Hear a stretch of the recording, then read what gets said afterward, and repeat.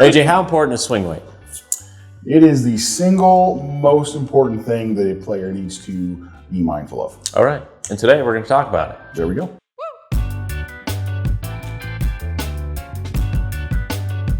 Welcome back to WGC Fits, guys. Today we're going to talk about swing weight with my good friend AJ and why it's so important. So what is the swing weight of a golf club? Swing weight of a golf club is the weight you can feel. Best way to describe it. Yes. Basically, it just sits in a little measuring device. And it's just a measurement of... Again, just keep it very simple. It's the weight a golfer can feel. Okay. Right? Now, why would someone want to change swing weight? So, players often want to change swing weight because something feels uncomfortable or something feels like it's pushing them one direction or another. Okay. Fitters want to often change a swing weight because we know that I can affect what a player is doing mechanically if I make something feel different for him or her. Okay. Guess that's the difference between the two. Cool. Now, I know lighter tends to have people maybe think they can swing faster. Correct. Is that correct? I have seen it, but it's on the more player. or less player dependent than actual this, X plus Y equals this. Yes. It's very much how you depend and react to weight. I can't swing very fast with light golf clubs because I can't feel them. I cannot either. So I need to feel where the something, weight is. Yeah. Now, what is a good way to increase swing weight? Lots of different options there. Let's talk about lead tape first. So, okay, yeah. Now, I was going to say, when we are increasing swing weight or decreasing swing weight, when we're adjusting swing weight, we have to be mindful of how it affects the golf club. Okay? Correct. So, if we're going to try to increase swing weight, we can do things like add lead tape. Okay? At the bottom of the head. Specifically back of the muscle on most of the golf clubs. You don't really want to go above. You don't really want to go below. You typically would want to keep it pretty close to the actual muscle of the golf club because if you do that, you're at least going to maintain center of gravity. If you go above or underneath, you're going to adjust center of gravity. And now all of a sudden you got a club doing something that's never been tested effectively. Right? Now, what does lead tape do to the golf club other than make it heavier? Lead tape at the bottom is going to, one, increase, but then two, because we've increased weight at the bottom, it will technically make a shaft feel in place softer. Okay. Which isn't always good. That's something you have to be very careful of when you're doing this. Typically, different weights of shafts are plugged into a club because it's dependent on what the player can do dynamically at delivery. Yeah. So for Ian, if I gave him something super soft, it won't load properly, right? If I give him something that's too stiff, it'll unload too early. To just the opposite effect. Yeah. So you have to be very careful with lead tape. And typically I don't like seeing guys do lead tape. Really, if we're trying to do anything outside of maybe adjusting it by half a swing weight to one swing weight. Yeah. I really wouldn't say to do more than that with that. I'd say if you want to do more than that, you just get a few of these. Because companies now make things to where you can adjust swing weight. Correct. For example, my irons have been adjusted by adjusting the actual tungsten screw in the toe. Yeah, and I know Callaway, they have the little badge that you can put weight in. Yep. Another way to do it, and this is kind of from a club building perspective, is you can actually add lead powder to your epoxy. Right? I've heard of that one. And that's probably a little bit of a safer way to do it because technically speaking, you're not putting a ton of weight right on the end of something, so it's not going to affect flex as much.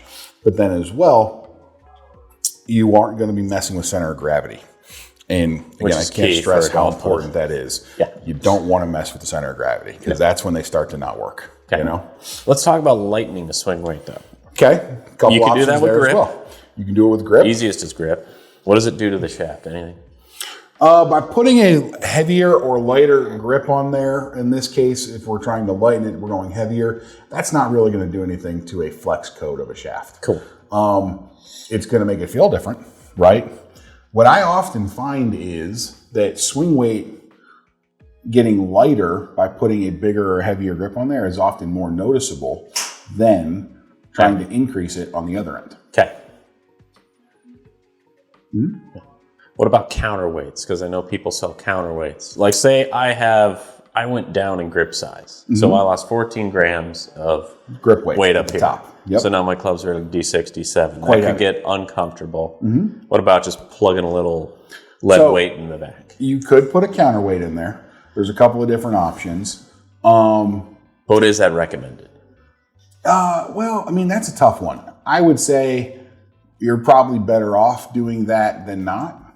If you truly need to come up with weight at the top again, you can try to find a heavier grip because that does exist, but then you got to change what the grip is. That's actually probably the first thing I would recommend. Okay. The only thing that I don't love about the counterweight idea is that actually does affect a center of gravity as well. Ooh. Not necessarily a center of gravity in the actual club head itself, but now we're affecting the balance point of how the that shaft. club is, right? The shaft.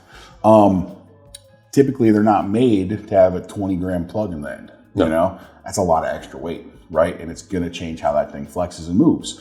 Not always for the better, right? Often for the worse.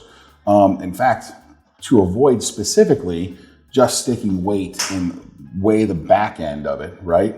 Sometimes companies can do, for example, what they do with your putter, which is try to put that weight down under your hands. That actually affects it much safer, I should say. Oh, okay.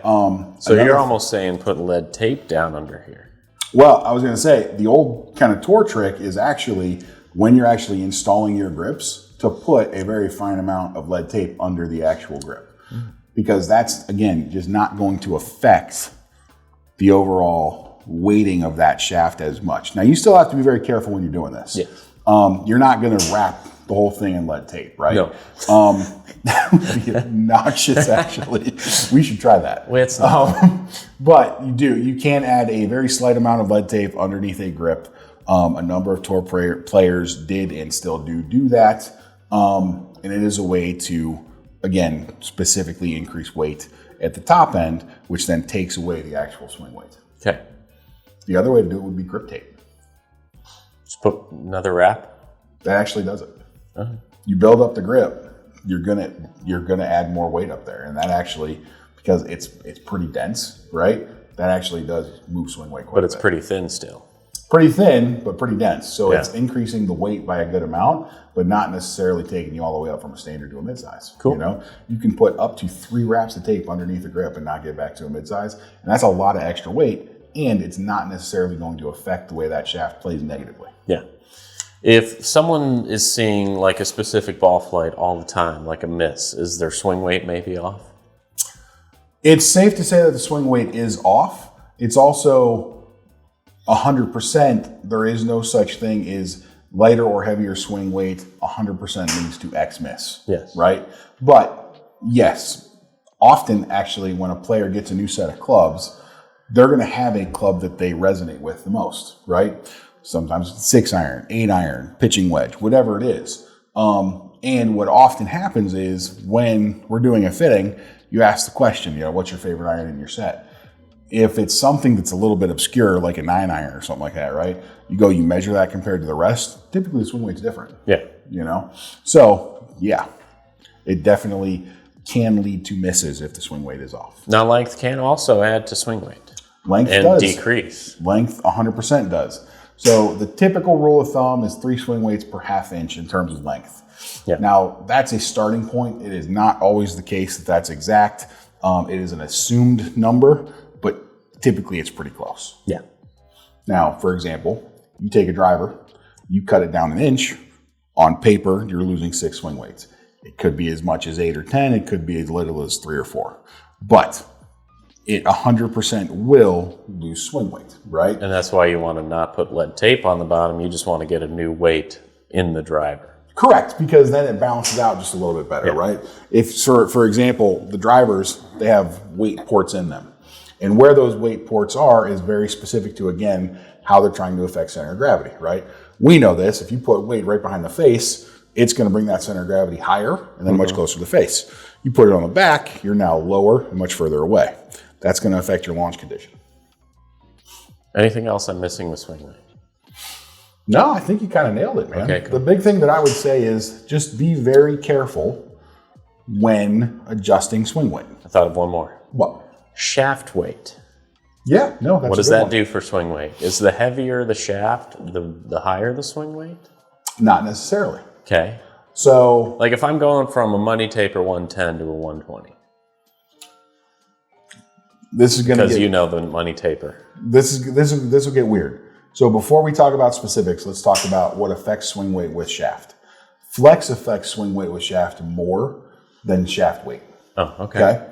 So for example, if I give you a ladies flex 45-inch driver, it's going to have a lot of swing weight because the shaft doesn't do anything to counter any of that weight at the bottom, right? So it's going to swing weight quite heavy, but it's a very light shaft.